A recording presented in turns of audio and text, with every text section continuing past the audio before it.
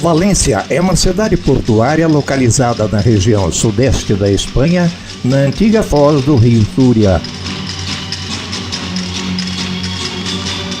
É a terceira maior cidade da Espanha, com 790 mil habitantes, embora sua área metropolitana contabilize mais de 1,5 milhão de moradores. Valência foi fundada pelos romanos em 138 a.C., sendo por isso uma das mais antigas cidades da Espanha atual. Como todas as demais cidades da Península Ibérica, Valência também foi conquistada pelos muçulmanos no ano 718. Até o século XV, Valência e as demais cidades espanholas também foram habitadas por um grande número de judeus. Estes foram, entretanto, expulsos de toda a Espanha em 1492 por um ato dos reis católicos Fernando e Isabel, que foi denominado Decreto de Alhambra, também conhecido como Édipo de Granada e Édipo de Expulsão, assinado em 31 de março daquele ano. Uma longa história, diversos museus, tradições populares, como as faias, por exemplo, e a proximidade do Mediterrâneo, Valência é uma das cidades mais conhecidas e visitadas da Espanha.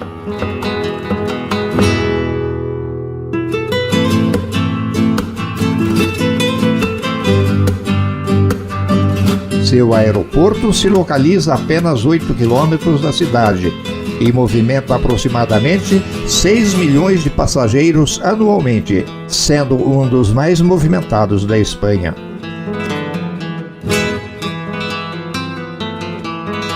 Quem chega a Valência de trem desembarca em uma das estações mais belas do país, além de ser considerada uma das construções modernistas de maior relevância da cidade. A estação chamada Estació del Norte, ou Joaquim Sorella, tem um interior que impressiona por sua maravilhosa decoração modernista ornamentada por cores vivas. Os motivos florais e a cerâmica proporcionam um verdadeiro espetáculo visual tanto nas paredes quanto no teto.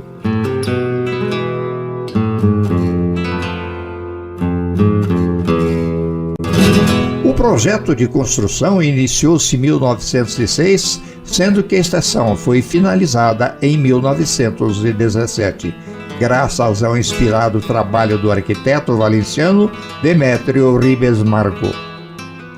A belíssima fachada da estação está composta por elementos derivados da arquitetura gótica.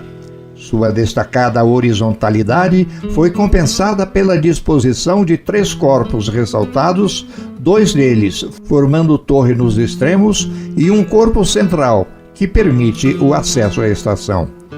Abundantes detalhes decorativos caracterizam a construção, com peças de cerâmicas que reproduzem vários tipos de adornos florais e os escudos da Companhia Ferroviária do Norte e também da cidade de Valência. A Companhia Renfe é incumbida de administrar não só esta, mas várias estações ferroviárias da Espanha e Portugal e todo o sistema ferroviário destes 2 países. Dela partem e nela chegam, além de trens comuns, os de alta velocidade que percorrem os trechos Barcelona-Valência e Madrid-Valência.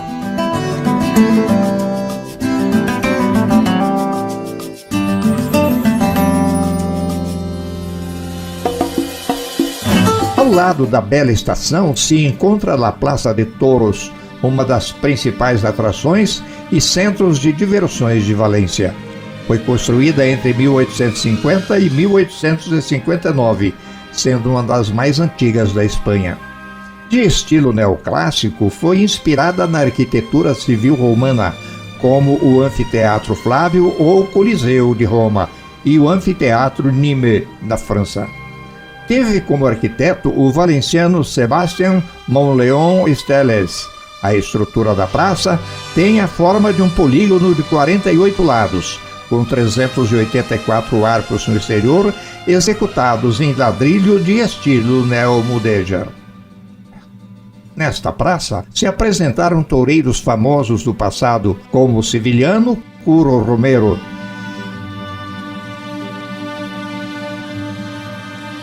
Hoje, uma das principais estrelas do picadeiro é o valenciano Henrique Ponce. As chamadas corridas de touros ou touradas vêm desde a Idade do Bronze na Península Ibérica. Entretanto, hoje já é contestada por 60% dos espanhóis, e algumas cidades já a aboliram completamente, como Barcelona, por exemplo. Além disso, proibiu-se divulgar tal esporte para turistas.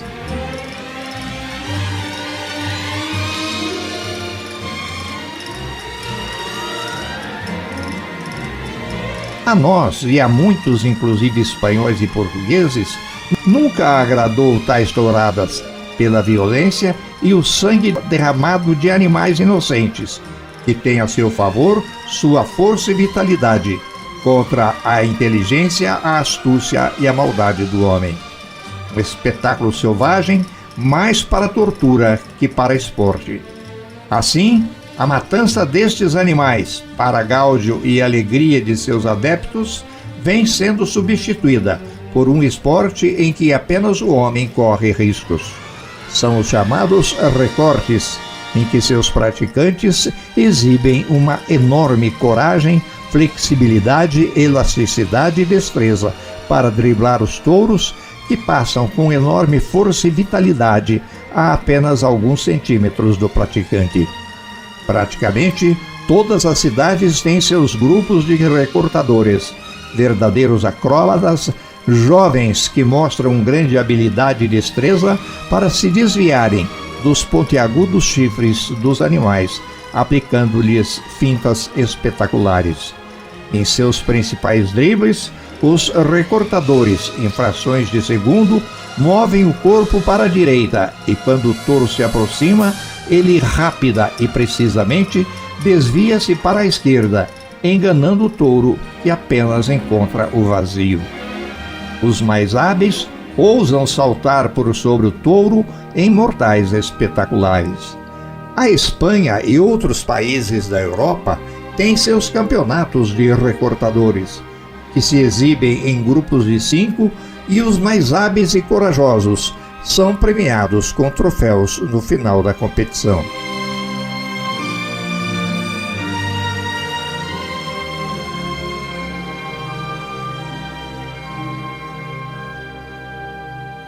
Os animais entram e saem ilesos da competição, levando apenas um grande cansaço e estresse.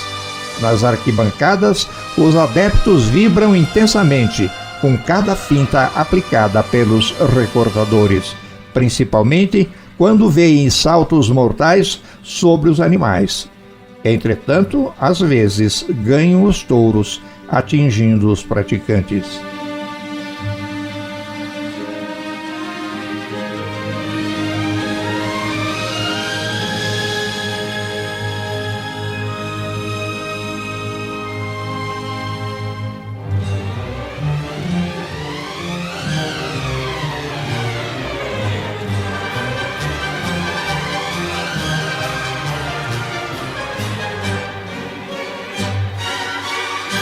Como já vimos em vídeo anterior deste mesmo canal, Valência tem algumas belas praças.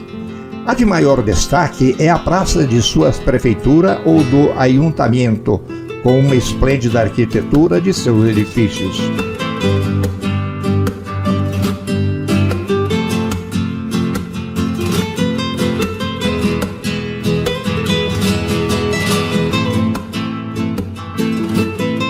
E uma linda fonte em meio a um belo jardim.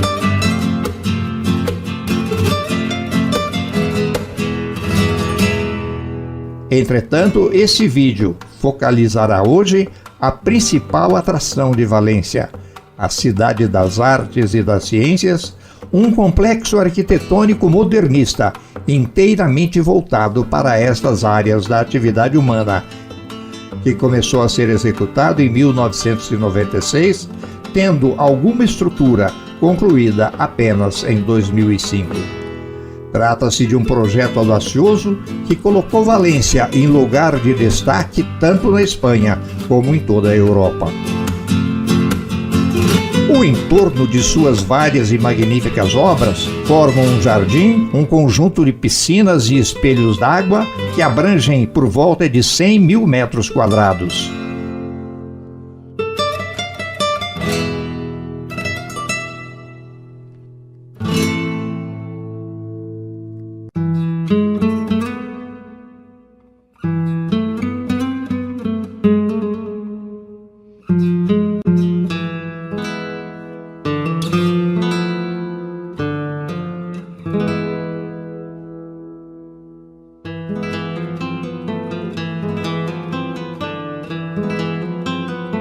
Difícil saber por onde começar a visitar o complexo de edifícios e admirar cada um de seus conteúdos. Vamos iniciar pela Puente de la Presa del Oro, uma ponte estaiada branca de pilar único, projetada pelo arquiteto e engenheiro civil valenciano Santiago Calatrava e concluído em dezembro de 2008. Seu nome significa Barragem do Ouro e refere-se a uma barragem que estava localizada nas proximidades, embora localmente seja referida como El Ramonero, ou o Portador de Presunto, ou Ponte da Harpa, embora seu projetista a tenha chamado de Ponte Serreria.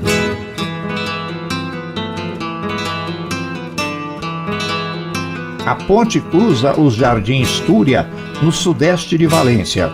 Seu projeto é uma variante do projeto de Santiago Calatrava, de 1992, de uma ponte estaiada de Longarina Cantilever, em Sevilha, também na Espanha.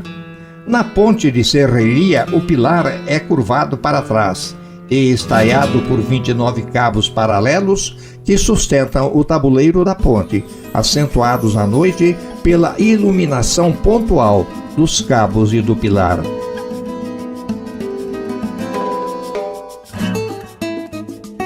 Entretanto, a primeira construção do complexo notada pelos visitantes é o Umbráculo, a porta de entrada da Cidade das Artes e das Ciências.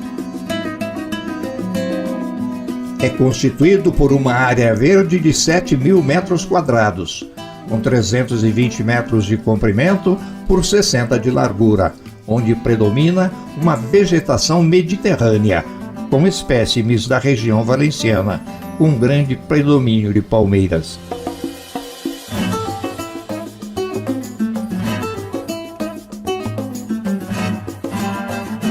A construção é formada por uma seção de 55 arcos fixos e 54 arcos flutuantes, com 18 metros de altura, que servirão de apoio às trepadeiras que proporcionarão sombra ao longo do passeio ajardinado, dando ao espaço uma aparência atualizada de Winter Garden. Trata-se de um jardim e um passeio mirante, concebido como um terraço para o futuro, e convida a contemplar, desde um ponto de vista superior, todo o espetacular conjunto arquitetônico construído sobre o antigo leito do rio Túria, que se encontra 7 metros abaixo da trama urbana da cidade.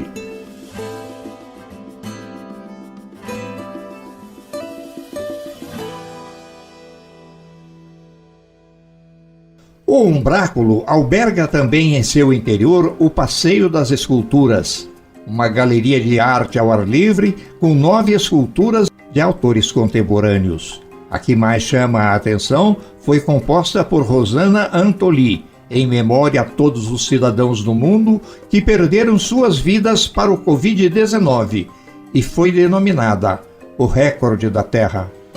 A escultura pretende representar o vírus causador da Covid, o SARS-CoV-2, e foi colocado exatamente no centro do pavilhão.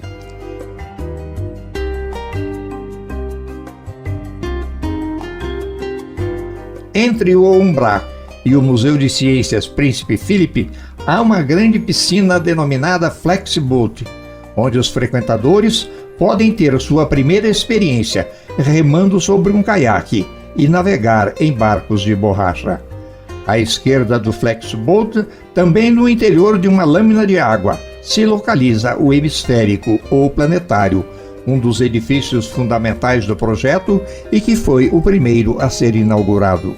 Construído a modo de um olho aberto que tudo vê, está concebido como uma sala de projeções audiovisuais que permite oferecer aos seus 300 espectadores por sessão as mais inovadoras sensações audiovisuais obtidas pelo melhor suporte tecnológico do mundo.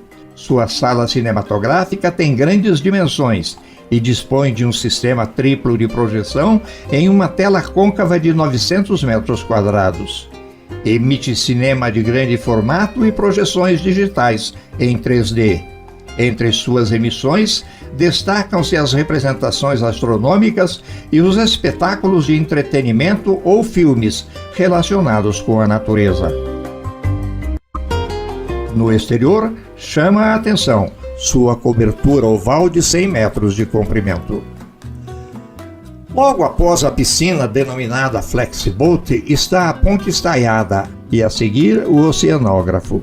Este é o maior parque oceanográfico da Europa, com 110 mil metros quadrados e que comporta 42 milhões de litros de água, o equivalente a 15 piscinas olímpicas. Nele são representados os principais ecossistemas marinhos do planeta: tubarões, focas, leões marinhos, pinguins, tartarugas, raias, estrelas do mar, águas-vivas, além de diversas espécies de aves típicas de regiões úmidas. São por volta de 45 mil exemplares de 500 espécies distribuídas em ambientes que englobam os principais mares e oceanos. O oceanário fica no centro de um grande jardim que, além de muitas plantas, principalmente alguns tipos de palmeiras, há várias piscinas de água marinha, onde vivem peixes e outros animais marinhos. Neste espaço, tartarugas gigantes fazem a alegria de crianças e despertam o fotógrafo que há no interior da maioria dos adultos.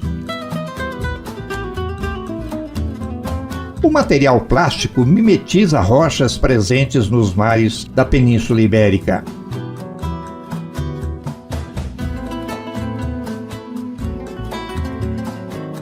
Porém, é no interior deste túnel que vamos encontrar os habitantes de mares e oceanos, raias e tubarões, entrando em uma espécie de túnel submarino com 70 metros de comprimento.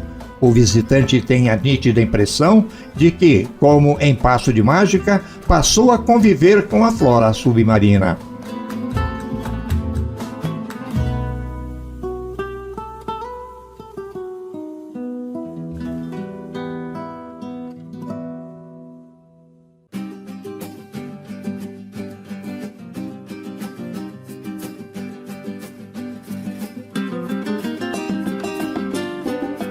Em um pavilhão à parte, um contato com a baleia branca do Ártico, também conhecidas como belugas.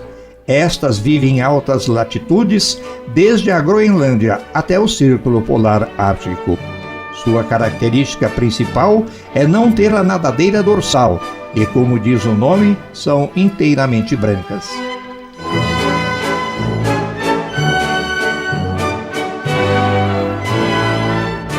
E a vida submarina continua em um setor do oceanógrafo denominado Edifício de Acesso, que mostra as medusas, também chamadas águas-vivas, e que pertencem a um grupo denominado Medusozoa. Atrações do Oceanógrafo de Valência não poderiam ser encerradas sem o delicado e artístico espetáculo dos golfinhos amestrados, que diariamente reúnem centenas de espectadores, com destaque para as crianças.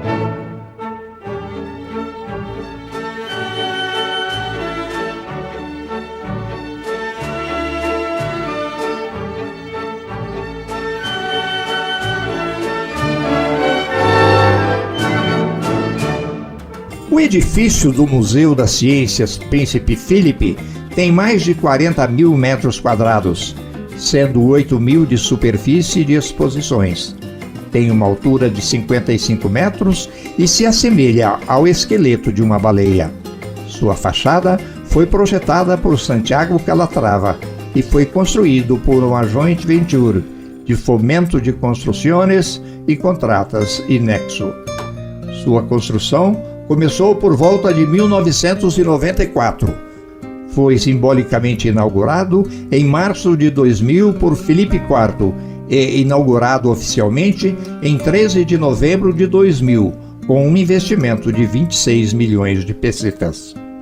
O objetivo do museu é promover exposições interativas e coleções temporárias relacionadas à ciência e tecnologia sem usar itens valiosos economicamente.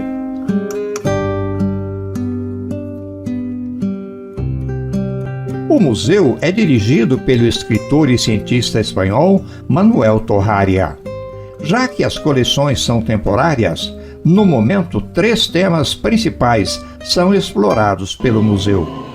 O primeiro que nos chamou a atenção foi a geração e a propagação do som como elemento essencial da música.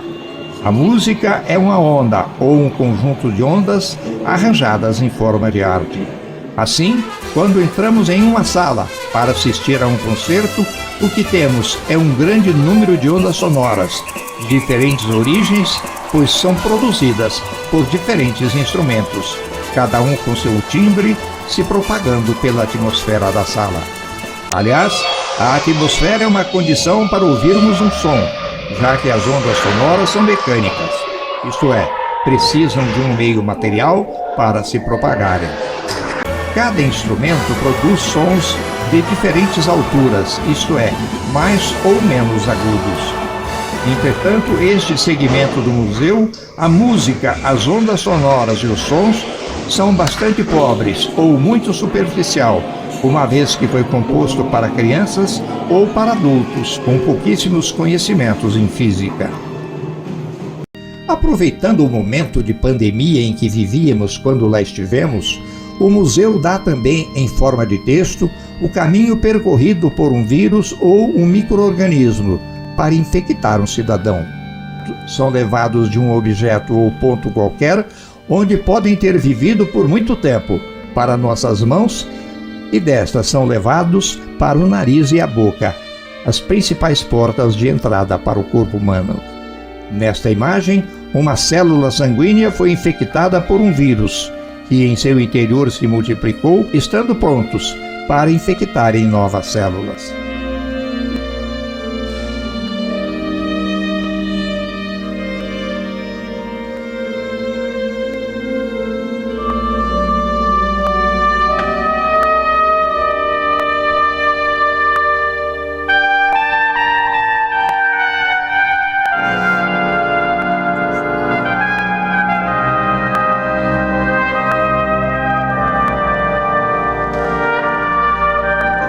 Neste salão, que ao tudo indica está sendo preparado para uma recepção, foi montada uma belíssima representação de uma molécula de DNA, o material biológico indispensável para a reprodução e a transmissão de caracteres de pai para filho.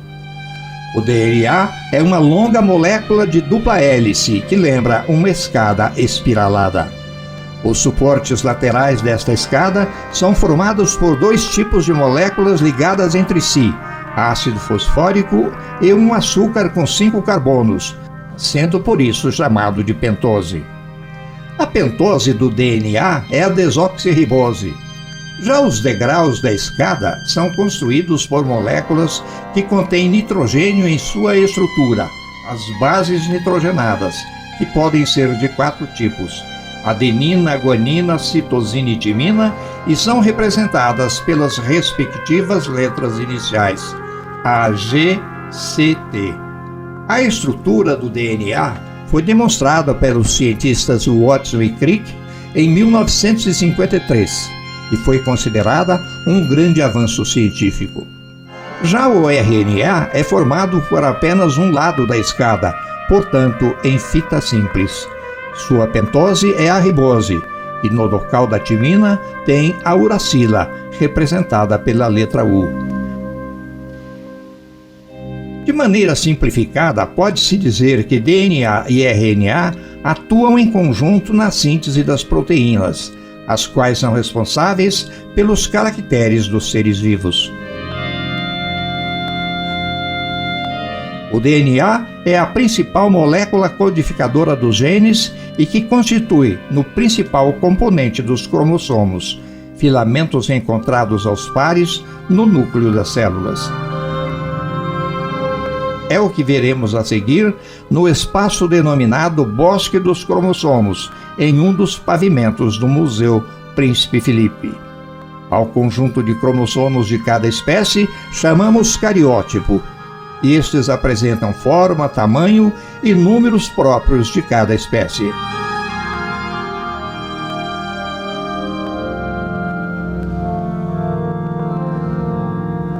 O cariótipo humano é formado por 23 pares de cromossomos, sendo um destes pares responsável pelo sexo dos indivíduos. A morfologia desses cromossomos é constante para cada espécie. O tamanho do gene e sua composição em bases nitrogenadas é diferente de um gene para outro. Estes determinam o tamanho, a forma e a função de cada proteína do organismo. A hemoglobina, por exemplo, é uma proteína encontrada nos glóbulos vermelhos do sangue.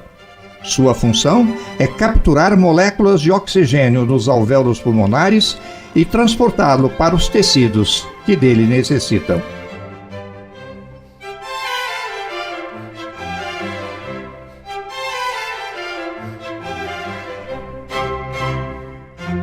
Os cromossomos se localizam no núcleo celular e são agrupados em pares de acordo com seu tamanho e genes que carregam. Em cada par de cromossomo que carregamos em todas as nossas células, um foi herdado do pai e outro da mãe. Entretanto, em algumas anomalias podemos herdar os dois cromossomos de um dado par do pai ou da mãe, e neste caso, o indivíduo teria um cromossomo a mais, como ocorre com os portadores de algumas síndromes. A mais frequente das síndromes da espécie humana é chamada de síndrome de Down, em que o portador apresenta 3 cromossomos no par número 21, sendo por esta razão também chamada de trissomia do par 21. As síndromes ou trissomias ocorrem devido à não disjunção ou separação dos cromossomos de um determinado par durante o fenômeno da meiose, pelo qual passam determinadas células para a formação dos gametas, ou sejam, óvulos e espermatozoides.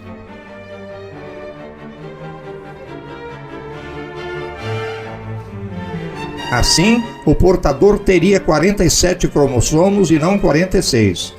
No Brasil, a trissomia 21 atinge 1 de cada 370 partos e ocorre principalmente no caso de mães que engravidam após os 35 anos. Já a síndrome de Klinefelter é uma condição genética caracterizada pela presença de uma cópia extra do cromossomo X em indivíduos do sexo masculino, que assim teria a fórmula genética XXY. Seria a trissomia do par 23. A síndrome de Turner é uma condição genética que afeta apenas mulheres. Geneticamente é um caso de monossomia, isto é, a portadora tem apenas um cromossomo X e também não tem o Y, tendo sua fórmula genética X0. O conhecimento científico gerado por uma determinada sociedade consolida o saber e desafia as estruturas cristalizadas, tidas como verdades absolutas. A contribuição da ciência para a sociedade é inquestionável, na medida em que possibilita avanços no campo da saúde, da alimentação, do ambiente, da tecnologia, da energia e muitos outros, melhorando a qualidade de vida e aumentando a expectativa de vida das populações. Sob este aspecto, a descoberta da estrutura do DNA talvez seja a mais importante da história da biologia moderna. A descoberta da estrutura do DNA e das enzimas de restrição em 1962 por Paul Berg deram início a uma nova era do desenvolvimento industrial tendo como matriz a base biológica. A chamada biotecnologia moderna trouxe, sem dúvidas, vantagens incríveis para a humanidade.